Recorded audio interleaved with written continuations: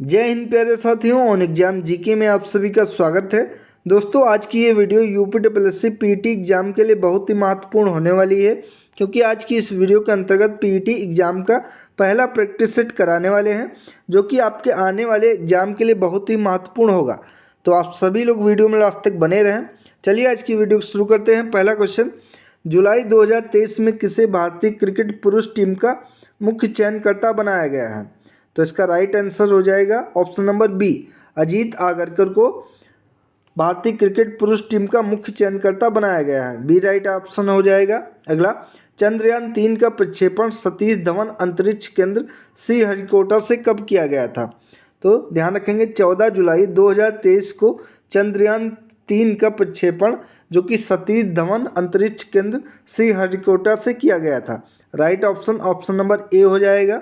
अगला, दिल्ली सल्तनत के तुगलक राजवंश का अंतिम शासक कौन था? यहाँ से दोस्तों एक और क्वेश्चन पूछा जा सकता है कि दिल्ली सल्तनत के तुगलक राजवंश की स्थापना किसने की थी? तब आपका आंसर आ जाएगा गयासुद्दीन तुगलक के द्वारा तुगलक वंश की स्थापना की गई थी। और यहाँ पे पूछा गया है कि दिल्ली सल्तनत के तुगलक राजवंश का अंतिम शासक कौन था? तो इसका राइट ऑप्शन हो जाएगा option number C, Nasiruddin Mahmud. Nasiruddin Mahmud जो कि दिल्ली सल्तनत के तुगलक राजवंश का अंतिम शासक था। ध्यान रखेंगे आप सभी लोग। अगला, मुगल प्रशासन में मदद ए मास इंगित करता है, यानी कि जो मुगल प्रशासन में मदद ए मास, इसका क्या अर्थ होता था? तो इसका सही जवाब हो जाएगा विद्वानों को दी जाने वाली राजस्वमुक्त अनुदत्त भूमि। इसे ही मदद ए मास कहा जाता था, जो कि मुगल प्रशासन में कहा जाता था। यानी इसका राइट ऑप्शन हो जाएगा ऑप्शन नंबर बी, विद्वानों को दी जाने वाली राजस्वमुक्त अनुदत्त भूमि। ऑप्शन नंबर बी राइट है। अगला, तीसरे आंग्ल मैसूर युद्ध को रोकने के लिए टीपू सुल्तान ने अंग्रेजों के साथ कौन सी संधि की थी? इंपॉर्टेंट क्वेश्चन है।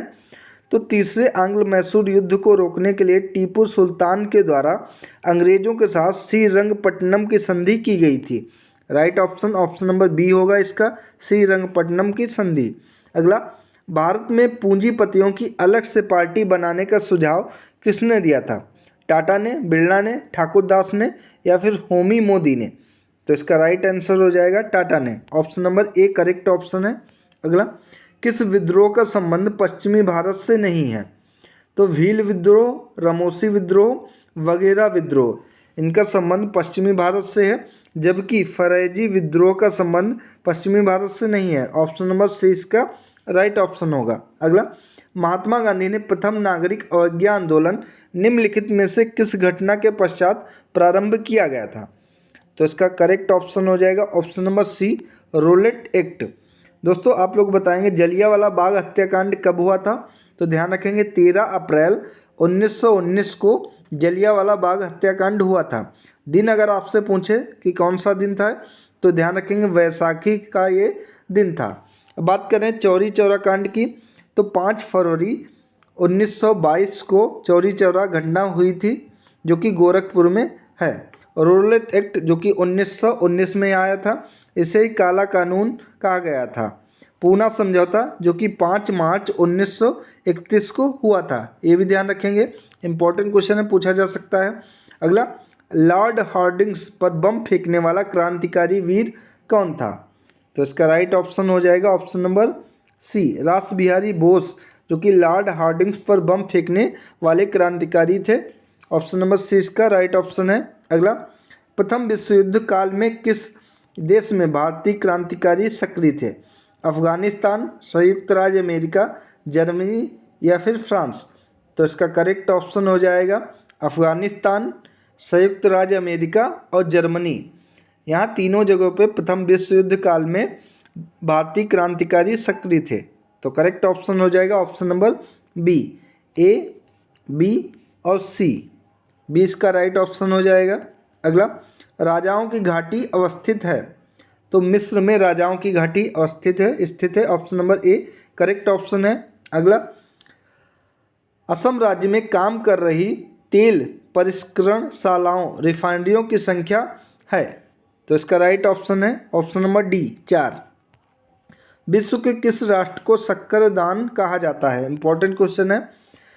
तो शक्कर दान जो कि क्यूबा को कहा जाता है, ऑप्शन नंबर 20 का राइट ऑप्शन है। उत्तरी पश्चिमी भारत में शीतकालीन वर्षा का प्रमुख कारण क्या होता है? पश्चिमी विक्षोभ, निवर्तनी मानसून, व्यापारिक हवाएं या फिर दक्षिण पश्चिम मानसून। तो उत्तरी पश्चिमी भारत में शीतकालीन वर्षा का प्रमुख कारण होता है पश्चिमी विक्षोभ। ऑप्शन नंबर ए इसका करेक्ट ऑप्शन होगा। अगला, सूर्य से पृथ्वी तक प्रकाश आने में लगभग कितना समय लगता है? तो करेक्ट ऑप्शन हो जाएगा 8 मिनट का समय लगता है।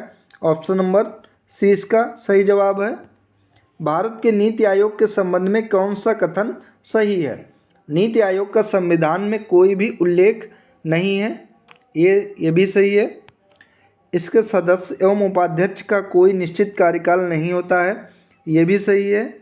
इसके सदस्यों के लिए कोई निश्चित योग्यता नहीं होती, ये भी सही है। यानी कि उपयुक्त में से सभी, भारत के नीति आयोग के संबंध में इनमें से सभी तीनों कथन सही हैं। तो इसका सही जवाब हो जाएगा option number D. Verghese Kurien किससे संबंधित हैं? तो वर्गीज कुरियन जो कि श्वेत क्रांति से संबंधित है। और भारत में हरित क्रांति के जन्मदाता किसे कहा जाता है? तो भारत में हरित क्रांति का जन्मदाता एम.एस. स्वामीनाथन को कहा जाता है।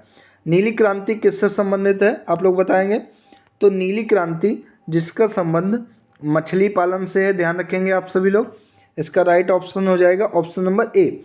वर्गीज कुरियन का संबंध श्वेत क्रांति से है। अगला, परिणात्मक शाख नियंत्रण की विधि निम्नलिखित में से कौन सी नहीं है? तो इसका करेक्ट ऑप्शन हो जाएगा शाख की राशनिंग। ऑप्शन नंबर डी इसका सही जवाब हो जाएगा। अगला क्वेश्चन, भारत में कृषि के लिए पुनर्वित्त प्रदान करने वाला सर्वोच्च बैंक कौन सा है? तो भारत में कृषि के लिए पुनर्वित्त प्रदान करने वाला सर्वोच्च बैंक जो कि नाबार्ड है। ऑप्शन नंबर 20 का करेक्ट ऑप्शन है। निम्न ग्रामीण अवस्थापना क्षेत्रों में से कौन केंद्रीय सरकार की भारत निर्माण योजना में आच्छादित नहीं है? तो इनमें से सफाई कर प्रबंध, ये सही ऑप्शन हो जाएगा ऑप्शन नंबर सी। यानी कि सफाई का प्रबंध जो कि अवस्थापना क्षेत्रों में कौन केंद्रीय सरकार की भारत निर्माण योजना में आच्छादित नहीं है? तो ये भारत निर्माण योजना में आच्छादित नहीं है सफाई का प्रबंध। अगला, भारतीय संविधान में निम्नलिखित में से किसके अंतर्गत पंचायती राज प्रणाली की व्यवस्था की गई है? मौलिक अधिकार, मौलिक कर्तव्य, राज्य के नीति निर्देशक सिद्धांत या फिर चुनाव आयोग अधिनियम। तो इसका सही जवाब हो जाएगा राज्य के नीति निर्देशक सिद्धांत के अंतर्गत पंचायती राज प्रणाली की व्यवस्था की गई है, जो कि अनुच्छेद 40 है, आर्टिकल नंबर 40 है। ध्यान रखेंगे आपसे लोग, इसमें पंचायतों के बारे में दिया गया, पंचायतों का गठन है। अगला, भारतीय संविधान में न्यायालय में कौन प्रवर्तनीय है? नीति निर्देशक सिद्धांत, प्रस्तावना, मूल कर्तव्य या फिर मूल अधिकार। तो भारतीय संविधान में न्यायालय में मूल अधिकार प्रवर्तनीय है। ऑप्शन नंबर डी इसका राइट ऑप्शन है। विश्व पुस्तक मेला 2023 का आयोजन कहाँ पर किया गया? इंपॉर्टेंट क्वेश्चन है, पूछा जा सकता है दोस्तों। तो विश्व पुस्तक मेला 2023 का आयोजन भारत की राजधानी नई दिल्ली में किया गया। सी इसका सही जवाब है। निम्नलिखित में से किस संघ शासित क्षेत्र के प्रशासक को उपराज्यपाल के नाम से जाना जाता है? तो दिल्ली, पुडुचेरी, अंडमान निकोबार द्वीप समूह। तो इनमें से सभी संघ शासित क्षेत्र के प्रशासक को उपराज्यपाल के नाम से जाना जाता है। इसका राइट ऑप्शन हो जाएगा ऑप्शन नंबर डी।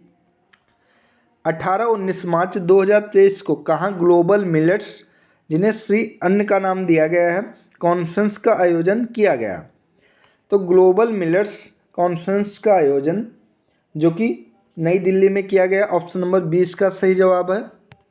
प्रोसेसर की स्पीड नापी जाती है बाइट में, गीगाहर्ट्ज में, गीगाबाइट में या फिर किलोबाइट में? तो प्रोसेसर की स्पीड जो कि गीगाहर्ट्ज में नापी जाती है। ऑप्शन नंबर सी इसका राइट ऑप्शन है। अगला, निम्न में से कौन मूल मात्रक है? तो इनमें से मूल मात्रक है किलोग्राम, मीटर, सेकंड या फिर ये सभी? तो ये सभी मूल मात्रक हैं। ऑप्शन नंबर डी इसका राइट ऑप्शन होगा। एसआई पद्धति में मूल मात्रकों की संख्या कितनी है? तो इसका सही जवाब हो जाएगा 7। Option number B correct option है।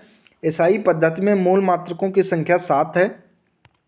वर्मी कल्चर में प्रयुक्त वर्म होता है tape worm, thread worm, silk worm या फिर अर्थ वर्म?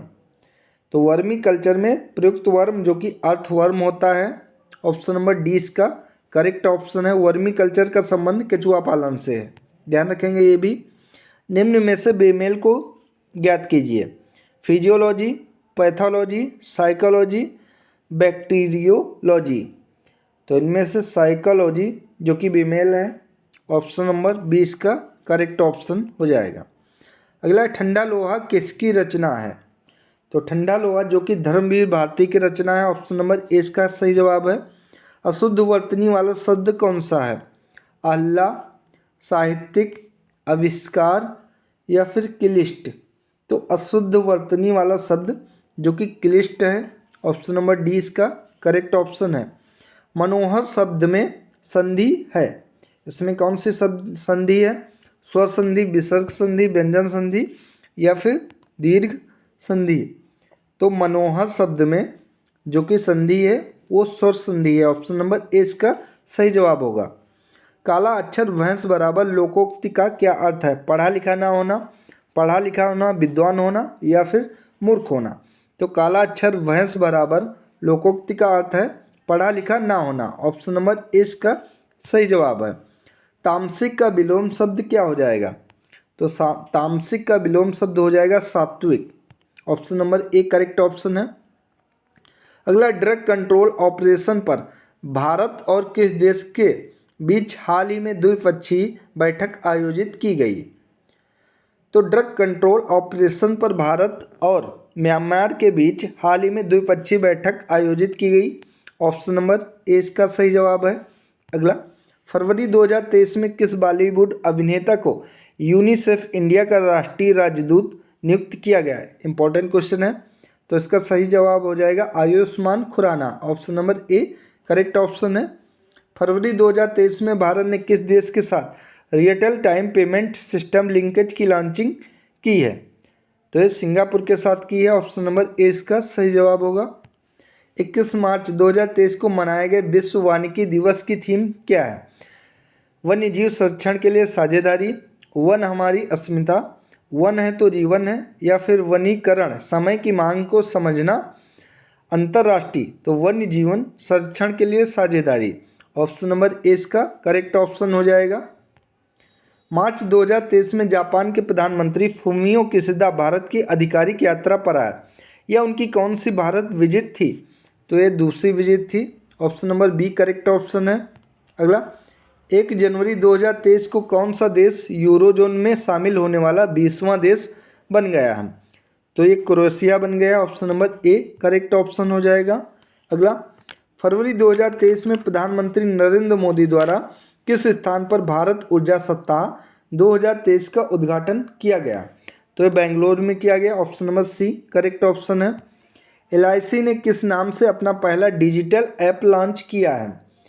तो आनंदा नाम से LIC ने अपना पहला डिजिटल ऐप लॉन्च किया है, ऑप्शन नंबर डी इसका सही जवाब है। फरवरी 2023 में स्क्वाड्रन लीडर तुलिका रानी को किस राज्य द्वारा G20 का ब्रांड एम्बेसडर नियुक्त किया गया है? इंपॉर्टेंट क्वेश्चन है, तो उत्तर प्रदेश राज्य द्वारा G20 ब्रांड एम्बेसडर नियुक्त किया गया है, जो कि तुलिका रानी को नियुक्त किया गया है, ऑप्शन नंबर डी इसका सही जवाब है। इनमें से किस बोर्ड ने परीक्षा संगम पोर्टल लॉन्च किया है? तो परीक्षा संगम पोर्टल जो कि CBSE बोर्ड के द्वारा लॉन्च किया गया है, ऑप्शन नंबर ए सही जवाब है। भारतीय उपमहाद्वीप में कौन सा देश नहीं आता है? म्यांमार, बांग्लादेश, ईरान या फिर पाकिस्तान। तो म्यांमार, बांग्लादेश, पाकिस्तान ये सभी तीनों देश भारतीय उपमहाद्वीप में आते हैं, जबकि ईरान भारतीय उपमहाद्वीप में नहीं आता, ऑप्शन नंबर सी इसका सही जवाब हो जाएगा। भारतीय संविधान के अनुच्छेद 1 में यह घोषणा की गई है कि इंडिया अर्थात भारत है एक राज्यों का संघ है, ऑप्शन नंबर ए इसका सही जवाब है। अगला राज्यसभा को कौन ऐसे अनन्य अधिकार प्राप्त हैं जो लोकसभा को नहीं प्राप्त हैं? तो राज्यसभा को राज्य सूची के किसी विषय को राष्ट्रीय महत्व घोषित करना और अखिल भारतीय सेवा स्थापित करने का अधिकार संघ सरकार को देना। तो ये उपर्युक्त दोनों जो कि राज्यसभा को अधिकार प्राप्त हैं और लोकसभा को नहीं, तो इसका करेक्ट ऑप्शन हो जाएगा ऑप्शन नंबर सी उपयुक्त दोनों। नौसेना दिवस किस दिन मनाया जाता है? तो 4 दिसंबर को नौसेना दिवस मनाया जाता है। ऑप्शन नंबर ए इसका सही जवाब हो जाएगा। निम्न में से कौन जलवायु परिवर्तन के खगोलीय सिद्धांतों से संबंधित नहीं है? पृथ्वी की कक्षा की उत्केंद्रता, अंडाकार कक्षीय मार्ग, पृथ्वी के घूर्णन अक्ष की तिर्यकता, झुकाव, विषुवयन, पृथ्वी के सूर्य से अपसौर या उपसौर की स्थिति, सौर किरणित ऊर्जा, सौर विकिरण। तो इनमें से कौन सा जलवायु परिवर्तन के खगोलीय सिद्धांतों से संबंधित नहीं है? तो सौर किरणित ऊर्जा, सौर विकिरण, ये संबंधित नहीं है। डी करेक्ट ऑप्शन होगा। अगला, भूमंडलीय उष्णता, ग्लोबल वार्मिंग के परिणाम कौन कौन से हैं?